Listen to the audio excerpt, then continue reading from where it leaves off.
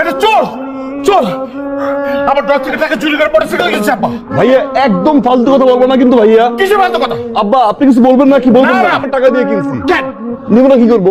ডয়ারটা তো ফাঁক করে রেখে গেছিলা, মনে হচ্ছে টাকাগুলো আমাদের টাকাই আছে। আরে বাবা আমার জায়গায় যদি আজকে অন্য কেউ থাকতো, কোনো চোর ঢুকতো, এই টাকার কোনো সন্ধান পাইতো? আমি তো বাইক কিনে নিয়ে এসেছি। আমরা একেবারে চলে যাচ্ছি পাশে ছেড়ে। একেবারে চলে যাচ্ছি মানে করবো কি করবো? আপনাদের অত্যাচার বসে বসে সহ্য করবো? আপনার ছেলের অত্যাচার সহ্য করবো? আপনার ছেলে মুরগি নিচে মুরগির টাকা দেনা, মাছ নিচে মাছের টাকা দেনা, সবজি নিচে সবজি টাকা দেনা, আমার অফিসের টাকা আমার ড্রয়ার থেকে চুরি করে নিচে মোটরসাইকেল কিনছে, আমার বউকে মদ খাওয়া দিয়েছে। আপনার ছেলে আমার বউকে কার্পোরেটে দিয়ে শ্বশুরবাড়ি পাঠিয়ে দিচ্ছে। আবার ঠিক আছে হাতে কথা বলছে, এরপরে বলে এখানে থাকতে হাইকা আপনাকে মাকে আর আপনার গুরুদের ছেলেকে খাওয়াবো? আমি আর খাওয়াতে পারবো না। আপনাকে আমি কতবার বলবো আপনার ছেলেকে বিদেশে পাঠিয়ে দিন, আপনি তাকে বিদেশে পাঠাচ্ছে না, আপনি তাকে কোলে বসাচ্ছেন, আপনি বসে রাখেন, আমি পারবো না, আমি আর বসে বসে কাউকে খাওয়াতে পারবো না। আমাদের খাওয়ানোর খোটা দিলি, ঠিক আছে, তোকে আর আমাদের বসিয়ে বসিয়ে খাওয়াতে হবে এই সংসার। যদি খাবার জোটে তাহলে খাবো, আর না জোটলে না খেয়ে যা যা যা। ভাবি ভাবি ভাবি কি আম্মা? ভাবিরে দেখি ভাবির দিকে করবো তো ভাবিরে খুঁজতে পারি না আমি। আবার কোন জটিলতা লাগাইতেছ? আবার কোন কথা কুকথা কান কথা কয়ে ভাবিরে বাড়ি থেকে বাইর করতে আসছো? আজ বিষয়ে কি করছি আমি? কি করছো তুমি জানো না? তোমার ভাই, তোমার বড় ভাই আমার আজে বাজে বকাবকি কইরা সেই ক্ষেত্রে চলে গেছে। আর কি চাও? এবারে কাজ করো, এবারে কাজ করো, এবার তুমি আমারে এবার কি বাইর করো?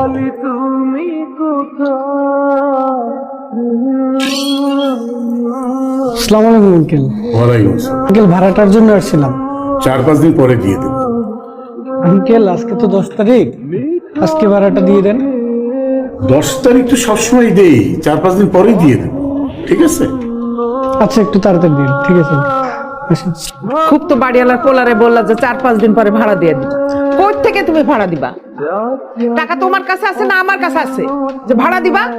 আমি মানতেছি যে বড় ছেলে একটু বেশি বলে ফেলছে, আরে গায়ে মাথায় হাত দিয়ে একটু বলতে পারতা যে বাবা কিছু মনে করিস না, ভুলে যা সবকিছু। তা না, খুব ফুটানি দেখাইছিল না?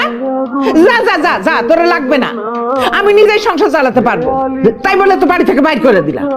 এখন এখন কোথা থেকে তুমি সংসার চালাবা সেটা আমি বলো। খাওয়া তো শেষ হয়ে গেল, দুধ কোথায়? দুধ আনতে বলো। দুধ আলারে নিষেধ করে দিছে। নিষেধ করছো কেন? নিষেধ করবো না?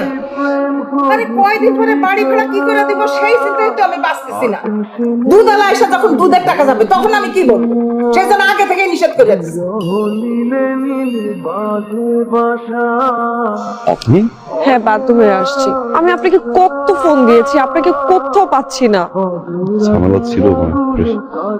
ভালো আছেন আপনি? আমি ভালো নাই। আমার সামনের উইকে আমার বিয়ে ঠিক হয়ে গেছে। আপনি প্লিজ আমার এই বিয়েটা ভেঙে দেন, প্লিজ প্লিজ, যেভাবে হোক আমার এই বিয়েটা ভেঙে দেন। এখন পাগলামি করার বয়স আছে, আপনি দেখতে যতটা ইয়ার না লাগেন ওটা কিন্তু বয়স হয়েছে, বিয়েটা করে ফেলেন। হ্যাঁ আমি বিয়ে করবো, কিন্তু সেটা আপনাকে। আমি আপনাকে ভালোবাসি, আমি সেটা বলতে পারিনি কখনো, কিন্তু আমার মনে হয়েছে এখন এটা বলা উচিত। আমি আপনাকে ছাড়া অন্য কোথাও বিয়ে করতে পারবো না।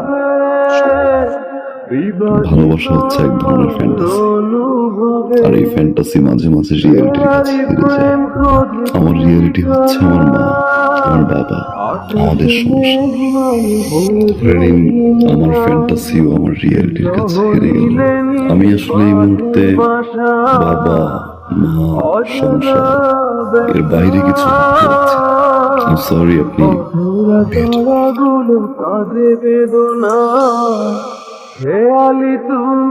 এটা রাখো ভাইয়া। এটা কি? 1.5 লাখ টাকা। 1.5 লাখ টাকা? কেন? ওই যে তোমাকে না বলে নিয়েছিলাম। এটা লাগবে না, ছোট ভাবে থেকে 1.5 লাখ টাকা দিয়ে একটা মোটরসাইকেল দিতেই পারি। রাখ, এটা লাগবে, রাখ রাখ রাখ। থ্যাংক ইউ ভাইয়া। তোমার কাছে এটা 1.5 লাখ টাকা হতে পারে, আমার কাছে অনেক কিছু। তোমার এই 1.5 লাখ টাকা আমার এই জীবনের মোড় ঘুরিয়ে দিয়েছে ভাইয়া। অনেক কিছু শিখেছি, অনেক কিছু দেখেছি, অনেক কিছু পেয়েছি ভাইয়া। মা, আগামী 15 তারিখে আমাদের ফ্লাইট। আলহামদুলিল্লাহ আমি চলে যাচ্ছি। আলহামদুলিল্লাহ।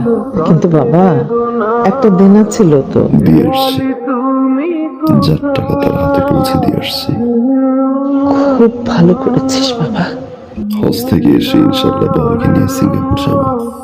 হার্টের ট্রিটমেন্ট ওইখান থেকে করে নিয়ে আসবো। কিন্তু বাবা আমরা এই যে সবাই মিলে আমরা হজ করতে যাইতেছি, কতগুলো টাকা খরচ হইতেছে, তারপর তুই দেনাটাও শোধ করলি। মানে দেশের মধ্যে একটা ভালো ডাক্তার দেখাইলে ভালো হতো না? সিঙ্গাপুরে যাওয়ার দরকার কি?